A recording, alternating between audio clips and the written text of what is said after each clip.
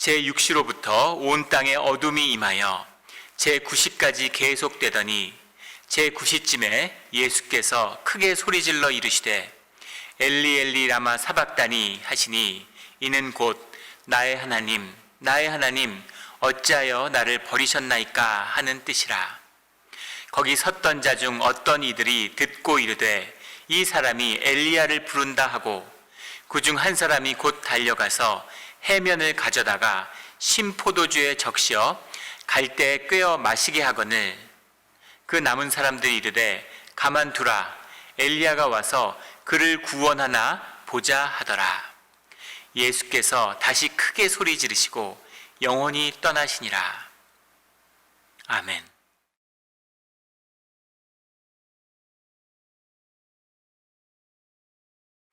오늘의 본문 말씀은 예수님의 죽음입니다. 십자가에 못 박히신 예수님이 오늘 말씀 가운데 숨을 거두시는 거죠.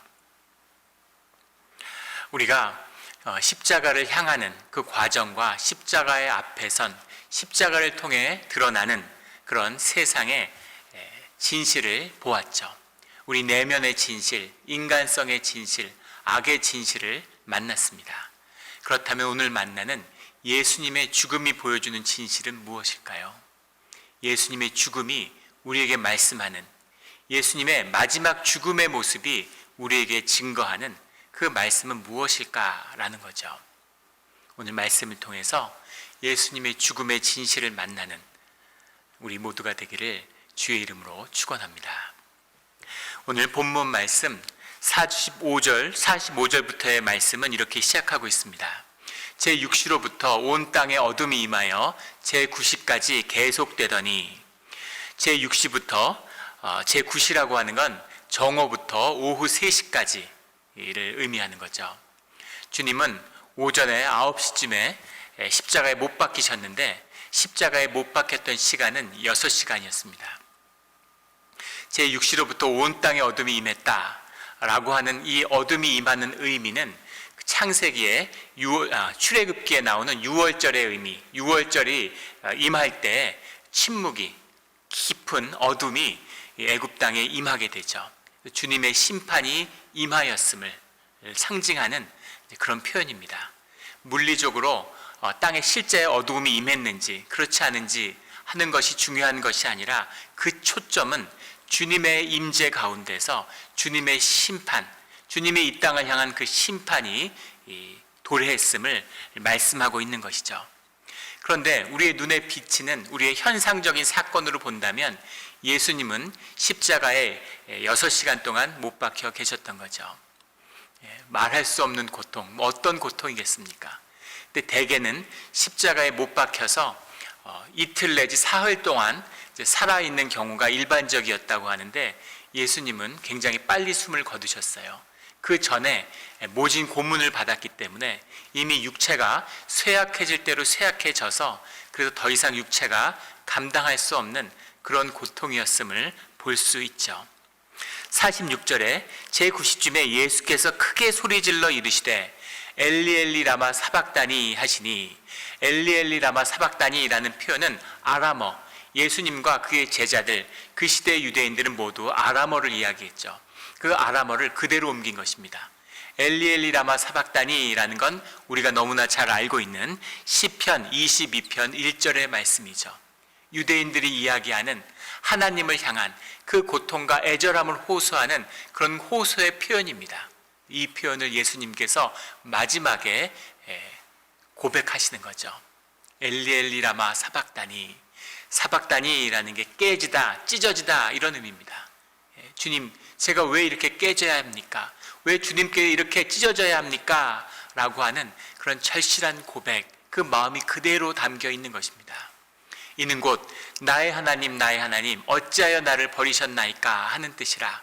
왜 항상 주님은 나의 아버지라고 하셨는데 이 마지막의 고백에서 나의 하나님이라고 했을까? 그 뜻의 의미가 아니라 이 시편의 고백, 주님과 함께하는 주님 안에서의 고백, 그 고백이 터져 나온 것이죠. 47절에 거기 섰던 자 중 어떤 이들이 듣고 이르되 이 사람이 엘리야를 부른다 하고, 엘리 엘리라고 해서 엘리야 엘리야 엘리야 엘리야 이렇게 엘리야 엘리야 이렇게 고통 가운데 고백하신 거죠. 그래서 엘리야후라는 건 엘리야 이름이 엘리야후죠. 엘리야후 엘리야후 이렇게 부르는 것으로 들린 겁니다. 그래서 이 사람이 엘리야를 부르나 보다. 유대인들은 마지막 심판의 때 엘리야가 먼저 와서 주의 사람들을 구원한다. 엘리야는 죽지 않고 하늘에 올라간 자 이렇게 받아들여지고 있기 때문에 엘리야가 데려와서 하늘에 승천하는 자들이 있을 것이다 라고 믿었죠. 그래서 예수님이 정말 하나님의 사람이라면 엘리야가 와서 죽지 않고 데려가는 것이 아닐까라는 그런 파퓰러 릴리전이 있는 것이죠. 사람들이 그런 식으로 죽음을 받아들이고 있는 겁니다. 그게 궁금한 거죠. 예수님의 삶 가운데 이적과 신비가 가득했는데 그 이적이 나타나는지 한번 보자 이렇게 이야기하고 있는 거죠. 48절에 그 중에 한 사람이 곧 달려가서 해면을 가져다가 신포도주에 적셔 갈대에 꿰어 마시게 하거늘.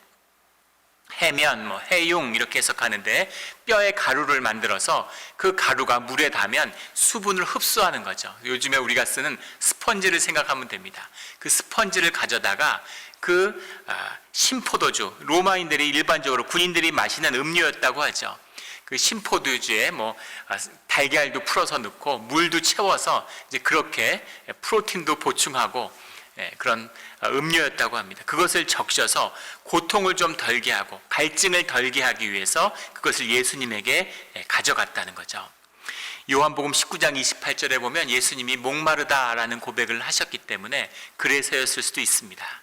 그런데 이 사람이 무슨 큰 긍휼과 그런 그 애통하는 마음이 있어서 그래서 주님께 이것을 꿰어서 가져갔다고 보기는 어렵겠죠. 일반적인 종교적인 자비의 의미도 있을 것이고, 그리고 그 이적을 봐야 하니까 빨리 죽을 것 같으니까 늘 죽음을 집행하던 그 로마의 병사 눈에는 이 사람이 곧 죽겠구나, 조금 더 살아야 됐는데 아직 엘리야가 오지 않았는데 하는 죽음을 조금 더 죽음까지의 시간을 연장해 보려는 사실은 그런 악한 마음이 그 중심에 있었다고 보는 것이 더 맞을 겁니다. 49절에 그 남은 사람들이 이르되 가만두라, 엘리야가 와서 그를 구원하나 보자. 길에 강아지가 길고양이, 길강아지가 주인을 잃고 길에서 죽어가는 모습을 봐도 사람 마음에 애통함이 있죠. 가슴 아픈 것이 있습니다. 여기 자연이 워낙 좋잖아요, 몬트레이에. 그래서 이렇게 동네 지나가다 보면 차에 친, 어떨 때는 너구리도 보게 되고 사슴도 보게 되고 이런 동물들을 보게 되는데, 그런 동물들을 보면 애통함, 가슴 아픔이 있죠. 너무너무 안 됐잖아요. 안쓰러움이 있는 거죠. 새끼 노루가 죽어 있는데 어미 노루가 그 주위를 계속 돌아요. 근데 정말 말로 할 수 없는, 가서 그걸 좀 묻어주고 싶은 그런 마음이 드는 거죠. 그것이 인간의 마음입니다. 그런데 사람이, 죄 없는 사람이 십자가에 못 박혀서 고통 가운데 죽어가고 있는데 그것을 조롱하고 비웃는 이 악마성은 무엇일까요? 이 인간에는 있는 악함. 이 인간에는 왜 악함이 드러났을까? 그 악함을 보고서 그것은 그 죽음이라고 하는, 십자가의 죽음이라고 하는 저주와 얽혀들고 싶지 않은, 머리를 흔들며 조롱하는 유대인들의 마음과 같은 것이죠. 나는 이 운명과 달라, 나는 이것과 하나가 아니야 라는 거부입니다. 누가 하나라고 했습니까? 누가 그 저주를 받으라고 했습니까? 그런데 그 죽음의 진실 앞에 서면 우리의 영이 다 하나인 것을 보게 되는 거죠. 우리가 사실은 하나로 연결되어 있기 때문에 나와 아무 연고가 없어 보이는 사람의 죽음을 보더라도 가슴이 아프고 애통하고 그 죽음이 나와 연관되어 있다는 것을 느끼는 겁니다. 근데 눈앞에 보이는 죽음은 저주의 죽음이죠. 그 저주에 묶이고 싶지 않은 거예요. 그 죽음의 어둠에 묶이고 싶지 않은 거죠. 그래서 그 관계를, 그 영이 하나 되어 있음을 끊으려고 하는 거죠. 내 육신에 기초한, 너와 나는 육신으로 분리되어 있기 때문에 아무 관련이 없어 라는 단절을 더 강화시키는 것, 이것이 죽음 앞에 드러나는 우리 인간성의 또 다른 진실입니다. 그런 것과 함께하고 싶지 않은 거죠.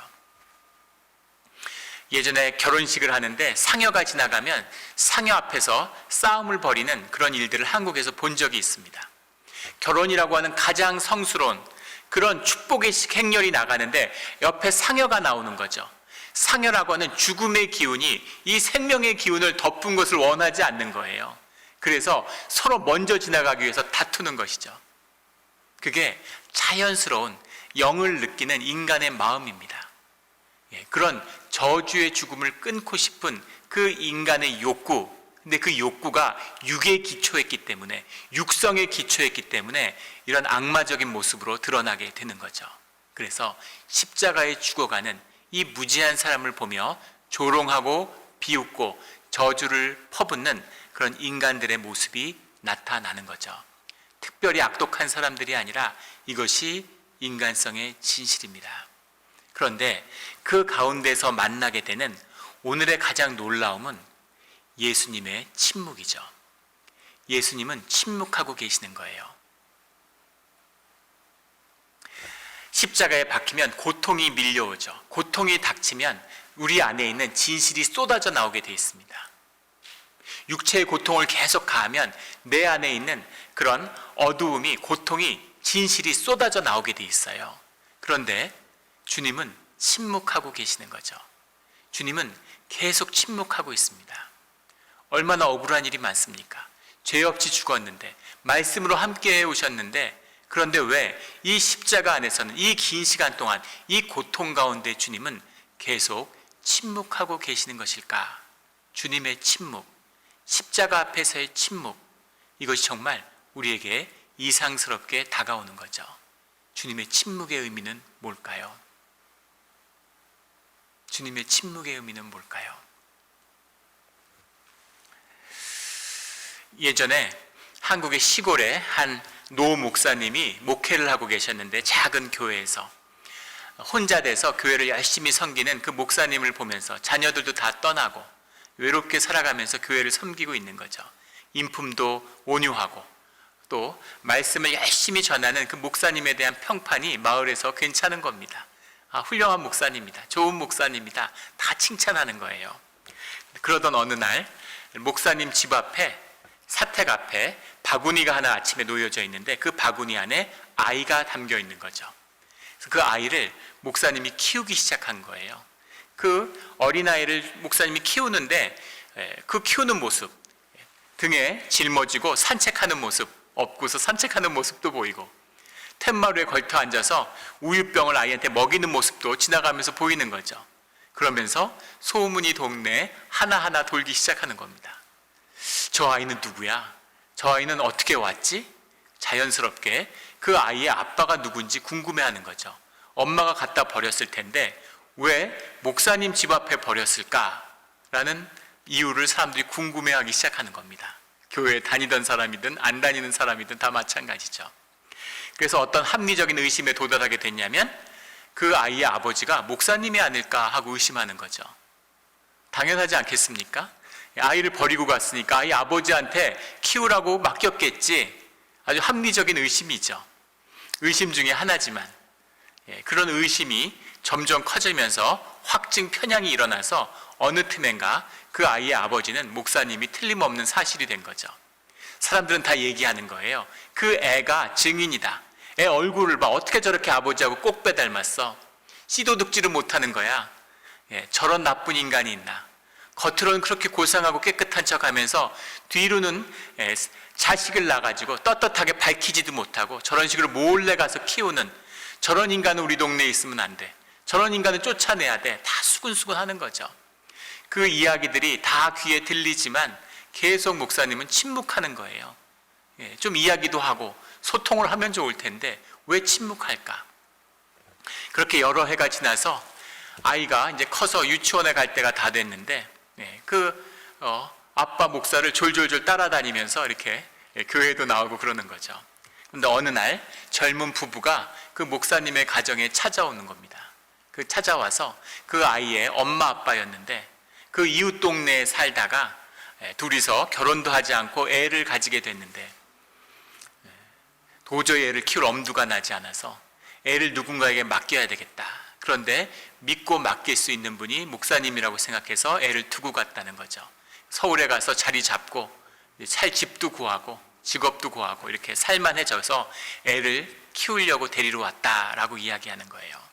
그러니까 목사님이 애하고 정이 많이 붙었는데 이렇게 헤어진 게 된 게 아쉽지만 그래도 부모를 찾아서 정말 다행이라고 그래서 축복의 기도를 하고 아이를 떠나보냈습니다. 그 이야기가 전해지니까 또 동네에서 난리가 난 거죠. 세상에 이런 의인이 어디 있느냐, 어떻게 이렇게 선한 사람이 있을 수가 있느냐, 칭찬이 하늘을 찌르는 거예요. 그런데 아무 반응도 하지 않고 계속 침묵하고 있는 것이죠. 왜 침묵할까요? 왜 침묵을 할까요? 이야기하면 좋잖아요. 위대한 소통의 시대인데 SNS를 열어서 자기 밥 먹는 것까지 다 찍어서 뭘 먹었는지 다 올리고 또 그걸 구경하고 좋아요를 누르는 사람들은 뭡니까? 그렇게 살아가는 시대인데 좀 소통을 하고 이야기를 하고 왜 그렇게 죽어야 되는지, 왜 억울함을 무릅써야 되는지, 그 억울함의 의미가 무엇인지를 좀 이야기해 주면 좋잖아요. 그런데 침묵하고 있는 것이죠. 도대체 침묵의 의미가 무엇입니까? 왜 침묵하는 거예요? 예수님도, 그 목사도. 침묵이라고 하는 것은 말을 거두어 드리는 거죠. 말이라는 것은 생각의 표현입니다. 침묵은 생각을 멈추는 것이죠. 우리가 시간 가운데 살고 있고 과거부터 현재로 미래로 흐르는 시간을 아무도 벗어날 수 없는 것처럼 보입니다. 세상의 신비한 신비 중의 신비는 그 어떠한 물리학자들이 이야기하는 물리 법칙도 시간이 과거부터 미래로 흐르는 그 시간성을 강제하는 물리 법칙은 우주 가운데 존재하지 않는다는 거죠. 그럼 인간은 왜 시간에 묶여 있을까? 우리가 경험하는 이 시간의 흐름의 진실은 무엇일까? 그것을 물리학자들은 우리의 의식과 연결된 인간의 의식의 비밀 가운데 시간성이 있을 것으로 추측합니다. 신비주의자나 영성가가 하는 얘기가 아니라 현실을, 물질을 탐구하는 물리학자들이 하는 이야기예요. 우리의 의식성이라고 하는 것이 현상이라는 것과 밀접히 관련되어 있다는 거죠. 우리가 경험하는 이 현상, 이 껍데기의 세계라는 것이 우리의 의식, 우리의 사고, 우리의 생각과 같이 움직이고 있다는 겁니다. 그래서 생각이 바뀌면 우리와 환경과 조건이 완전히 다르게 느껴지는 경험들을 살면서 해오셨죠. 그런데 그 말을 한다는 것은 우리의 생각이 말을 통해서 우리의 환경과 조건과 얽히는 것이죠.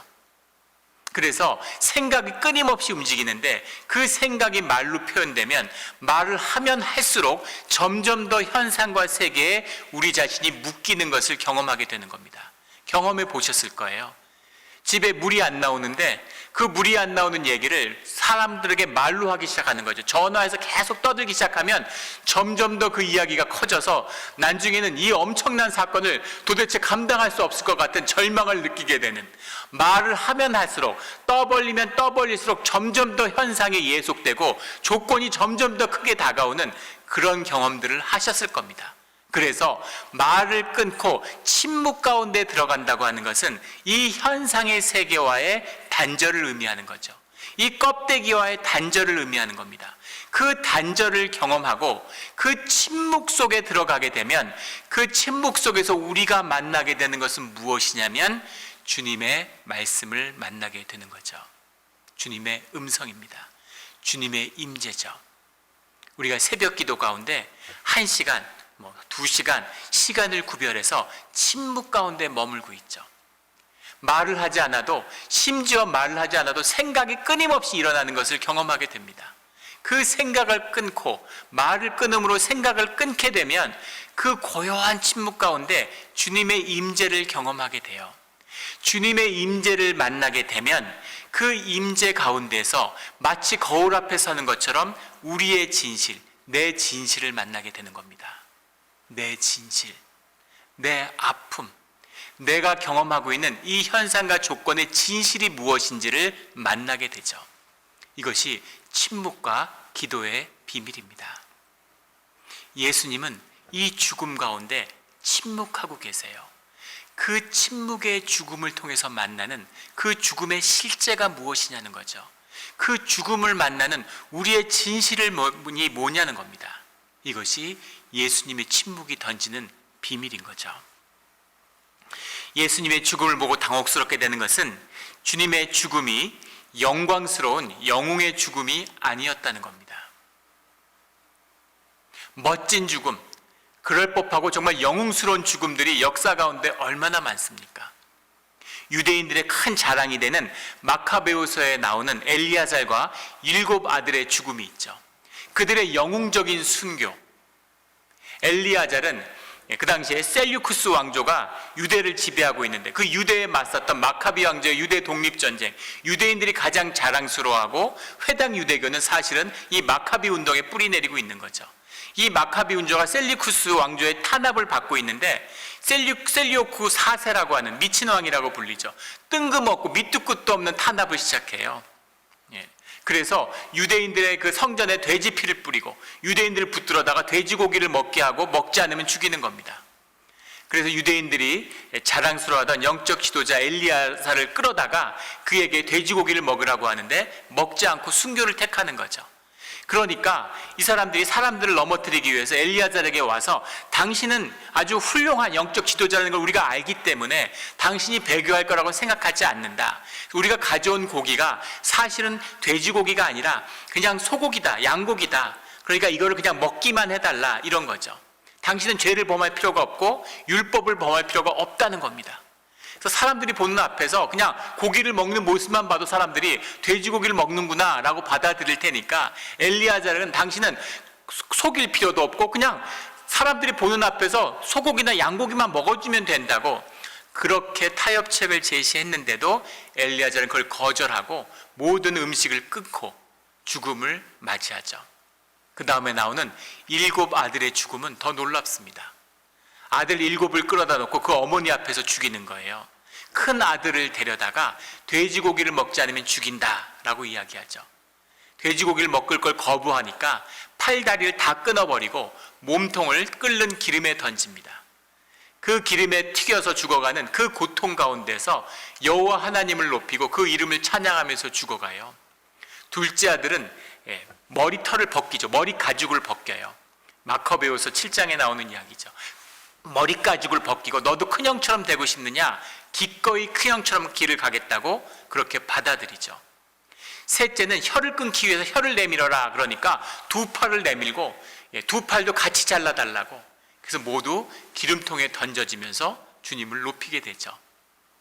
5째 아들에 가면 그 어머니를 회유해서 당신 자식들을 다 죽일 참이냐고 그렇게 하지 말라고 자식을 좀 회유해달라 이렇게 이야기하는데 그렇게 형장에 끌려온 어머니가 자식들에게 히브리어를 외치는 것이죠. 못 알아듣게 그 셀류쿠스의 병사들이 하나님의 이름을 더럽히지 말고 영광스럽게 죽어라. 하나님께 영광을 높여라. 그렇게 계속 동료와 격려를 아끼지 않아서 결국 7 아들의 사지가 다 잘리고 기름통에 던져져서 죽게 됩니다. 영웅이죠. 유대인들이 자랑스러워하는 종교적 영웅입니다. 죽음 앞에서 이런 아무 고통을 뛰어넘는 고통을 뛰어넘고 여호와 하나님의 영광을 세상에 드러내고 자랑하는 그런 영웅적인 죽음이 있다는 것이죠. 그런데 예수님의 죽음은 뭡니까? 고통스러워하고 침묵 가운데 그냥 죽으셨어요. 왜 이렇게 영웅적이지 못한 겁니까? 예수님의 죽음은 종교적인 신화적인 그런 신화적인 계시를 가지는 것도 아니라는 겁니다. 우리 한국 역사에 너무나 유명한 이차돈의 순교가 있죠. 신라시대에 버프망 시절에 사인이라고 하는 굉장히 고위직이죠. 지금으로 하면 뭐 대통령 비서실장 같은 22세의 나이에 사인에 오른 물론 귀족 사회이고 신분이 뛰어났다는 의미입니다.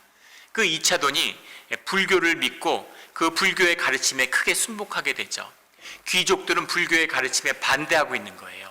그런데 버풍왕, 말 그대로 법을 흥하게 하려고 하는 그 버풍왕이죠. 사찰을 짓는데 이차돈이 이 사찰을 짓는 책임자가 됩니다. 그런데 궁성의 나무들을 함부로 베어서 소나무들을 함부로 베어서 사찰에 이용했다는 이유로 귀족들의 고발을 받게 되죠. 그 갈등 속에서 이러지도 못하고 저러지도 못한 버풍왕에게 나를 목을 베어서 이 부처님의 가르침을 세상에 밝히 전해달라고 이렇게 청을 하게 됩니다. 그래서 버프망이 이채돈을 죽이게 되는 거죠. 이채돈이 죽을 때 부처님의 가르침이 진리라면, 진실이라면, 그러면 내 죽음을 통해서 부처님의 가르침을 너희가 보게 될 거다라고 선포를 하게 되죠. 목을 자르니까 피가 솟구치는 것이 아니라 흰 기름줄기와 같은, 우유와 같은 흰 물줄기가 하늘로 치솟았어요. 그 치솟은 물줄기가 눈꽃이 돼서 꽃잎이 되어서 꽃비가 되어가지고 세상에 꽃비가 내리는 겁니다. 그 앞을 보고 모두 압도된 귀족들이 전부 다 무릎을 꿇고 불교로 개종하게 되는 거죠. 한국 불교의 시작입니다. 놀라운 불교의 역사죠. 능엄경이라고 하는 불경의 법전에 보면 유과수중 증엄설이라고 하는 설이 나오죠. 사람이 수련을 하는데 처음에는 결국 목표는 아라한이라고 하는 그런 깨달음자, 득도한 자가 되고자 하는 것이죠. 근데 그 수도하는 가운데 수다원이라고 하는, 사다함이라고 하는, 아나함이라고 하는 그런 깨달음의 단계를 거쳐가게 되는데, 아나함의 그런 단계에 들어간 깨달은 사람은 목을 치면 그 피에, 모든 몸속의 붉은 피가 하얀색 기름으로 변한다는 거예요. 그래서 이 이차돈의 머리를 쳤을 때 그때 그 피가, 붉은 피가 우윳빛의 기름으로 변해 있는 것을 보여준 것이죠. 더 말이 뭐가 필요하겠습니까? 그래서 온 나라가 불교로 돌아서게 된 거죠. 이 정도 돼야 되는 거 아닙니까? 죽음이 이 정도 돼야지 종교적인 영웅이죠. 신화적인 영웅이죠. 이런 정도의 영웅이 돼야, 그래야 가르침을 설법했다고 할 수 있는 것이지, 예수님은 십자가에 못 박혀서 6시간 동안 고통스러워하다가, 그전에는 계속 고문받고 두드려 맞고 6시간 동안 십자가에 못 박혀 있다가 그냥 크게 고함을 치고 돌아가셨어요. 이 죽음은 뭐냐는 거죠. 이 죽음은 도대체 뭡니까? 이 죽음이 주는 진실, 이 죽음의 진실이죠. 아픈 진실, 100% 인간의 죽음입니다. 어떠한 과장도, 어떠한 종교적인 의미도 세상은 죽음을 절대화하죠. 왜냐하면 죽음이 끝이기 때문입니다. 죽으면 끝나요. 멋지게 죽고 활복을 하고 자살을 하고 이런 것들을 무슨 아름답고 좋은 일인 것처럼 거짓으로 꾸미는 것, 죽음을 절대화하는 세상의 모습입니다. 종교도 죽음을 절대화하죠. 왜냐하면 종교의 근본은 세상과 하나이기 때문입니다. 보이지 않는 것, 진실의 것, 본질의 것을 보지 못하고 세상과 현상에 속해 있는 껍데기가 종교이기 때문에 종교는 죽음을 종교적으로 절대화하는 거죠. 좀 엄청난 죽음, 멋진 죽음, 영웅적인 죽음. 이슬람들 순교하면 다시 태어나서 72명의 부인을 얻게 된대요. 천국에 가면. 어떤 집사님이 그러시더라고요. 한 명도 감당이 안 되는데 72명을 얻으면 그게 지옥이 아니겠냐고. 부인을 72명 얻는 게 무슨 천국의 기쁨이겠어요. 그것은 이승의 기쁨이죠. 죽음을 이야기하는 것 같고 천국을 이야기하는 것 같지만 세상의 껍데기, 현상의 세계의 즐거움을 절대화하는 겁니다. 그게 종교의 본질이죠. 종교적으로 죽음을 절대화하는 그 모든 거짓을 배격하고 죽음을 그대로 죽음으로, 인간의 죽음으로 받아들이는 그 진실한 모습이 여기에 담겨 있는 예수님의 죽음이죠. 100% 인간, 우리 인간성, 우리 집합적인 인간, 모든 인간들의 육신의 인간의 죽음을 주님이 그대로 보여주시고 받아들이시는 겁니다. 완전한 죽음이에요. 그냥 죽은 겁니다. 이것이 예수님의 죽음의 의미죠. 받아들이기가 어렵죠. 뭔가 멋있고 뭔가 영웅적이고 뭔가 종교적으로 절대적인 것이 나와야 되는데 그 종교적인 절대적인 거짓을 끊는 것이 이 순전한 주님의 죽음입니다. 무엇도 과장되거나 무엇도 꾸미거나 무엇도 거짓으로 드러내고 붙들어야 할 세상에 아무런 종교적인 의미가 없는 것이죠. 그것을 끊어버리고 온전한 죽음을 맞이하는 겁니다. 이 죽음을 조작하고 죽은 것처럼 하고 죽음에서 거의 죽은 것처럼 살아나는 계시록에 보면 용의 권세가 죽음 가운데 나오죠. 죽은 것 같았던 용이 다시 살아나서 그래서 세상을 다스리는 권세를 얻는다고. 죽은 것 같은 것이 아니라 진짜로 죽은 거예요. 완전히 죽은 것입니다. 이것이 예수님의 죽음이에요. 이 죽음이 있어야 하는 이유는 이 죽음이 있어야, 온전히 죽어야 그 죽음 가운데서 부활이 있기 때문입니다. 주님이 온전히 침묵하는 이유는 그 침묵이 세상을 향한 것이 아니라 주님을 향한 것이기 때문인 거죠. 주님을 향한 그 침묵 속에서 주님과 함께하며 주님의 말씀과 뜻이 온전히 이루어지는 그 죽음이 십자가의 죽음이죠. 그 죽음은 사람들을 향해서 온전하게 주 안에서 죽음으로 인해서 온전히 100% 죽음을 통해서 주님께 나아가는 겁니다. 그것이 부활의 역사죠. 세상의 눈으로 보면 완전한 패배예요. 완전한 패배입니다. 사회적인 죽음이죠. 모든 존재의 죽음이에요. 수치와 모욕과 저주의 상징으로 죽어가는 거죠. 육신적으로도 더 피할 게 뭐가 있겠습니까? 완전한 죽음이에요. 그 죽음을 맞이하기 때문에 완전한 승리를 거두었다고 세상은 착각하는 것이죠. 그러나 그것과 완전히 다른 껍데기와 현상으로 설명할 수 없는 본질의 역사, 생명의 역사, 실제의 역사가 시작되는 그 완전한 분리가 십자가에서 일어나는 거죠. 그래서 완벽한 패배, 완벽한 죽음으로 보이지만 완벽한 승리, 완벽한 생명의 부활을 경험하게 되는 겁니다. 완전히 죽어야 되는 것이죠. 온전히 죽어야 되는 겁니다. 이것이 십자가를 만나는 우리의 진실이죠. 거의 죽은 것처럼, 죽을 것처럼 죽는다고 하면서 교회를 30년, 40년 평생을 다녀도 한 번을 죽지 못하는 것이죠. 온전히 죽어야 되는 겁니다. 주님의 믿음과 주님을 향하는, 세상이 뭐라고 그러던, 종교에서 뭐라고 떠들던 그것이 아니라 주님의 임재 가운데로 나아가서 침묵 가운데 주님 앞에 죽는 그런 죽음이 있어야 주님 안에서 부활을 만나게 되는 거죠. 주님의 생명을 만나게 되는 겁니다. 주님이 부활하시면 구름 타고 천사들을 이끌고 하늘에서 막 쫙 내려오면 사람들을 압도하고 종교적으로 얼마나 멋지겠어요? 파워풀하고. 그게 아니라 부활하신 다음에도 주님의 이 육신의 삶, 가장 낮고 소박하고 이 뭐라 할 수 없는 그 삶 가운데 함께했던 그 사람들을 찾아오죠.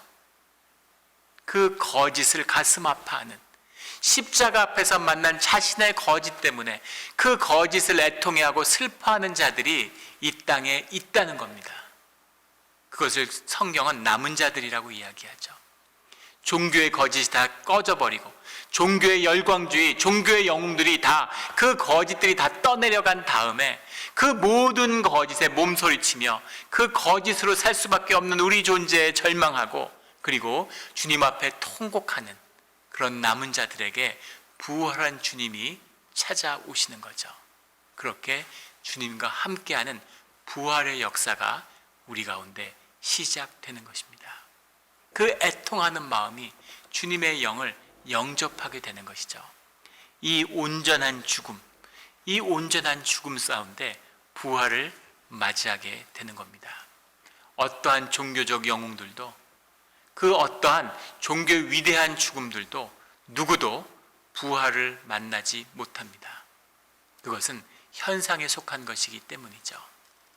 한없이 소박하지만, 한없이 작아 보이지만, 세상을 향하여 완전히 숨겨진 것이지만 그것이 진짜이기 때문에, 그것이 본질이기 때문에, 그것이 실제이기 때문에 주님의 부활의 역사는 우리의 것이 되는 것이죠.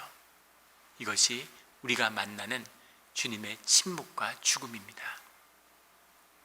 이 죽음을, 이 침묵을, 이 가운데 만나는 우리의 진실을 진실하게 참되게 만나서 진짜 죽는, 거의 죽은 게 아니라, 죽을 뻔한 것이 아니라 진짜로 죽는, 십자가의 내욕을 못 박아서 그 거짓을 모두 끊어버리는 우리의 신앙의 길이 되기를 예수 그리스도 이름으로 축원합니다. 아멘. 기도드리겠습니다. 하나님 아버지 감사합니다. 우리가 늘 종교 생활에 젖어서 죽음을 떠벌리면서도 진짜 죽음이 두렵고 죽음을 가까이 가기도 싫은, 죽음의 저주에 얽힐까봐 죽음을 생각도 하지 못하며 마치 영원히 살 것처럼, 죽음이 내 인생에 없는 것처럼 그렇게 나를 속이고 세상을 속이며 살아왔습니다. 죽음이 눈앞에 있고 우리 모두 죽어야 되는데 마치 죽음은 내 앞에 있지 않은 것처럼 매일 죽어가면서도 죽음을 외면하는 그런 두려움과 어리석은 삶이었습니다. 이제 살아서 예수 그리스도의 십자가를 만나 주님의 죽음을 만나 그 죽음과 하나가 되어서 나의 죽음을, 이 거짓의 죽음을 경험하고 진실한 생명을, 영원한 생명을 살아서 누리는 그 삶이 시작되는 오늘의 이 예배와 말씀이 되게 하여 주시옵소서. 주께 감사드리며 예수 그리스도 이름으로 기도드렸습니다. 아멘.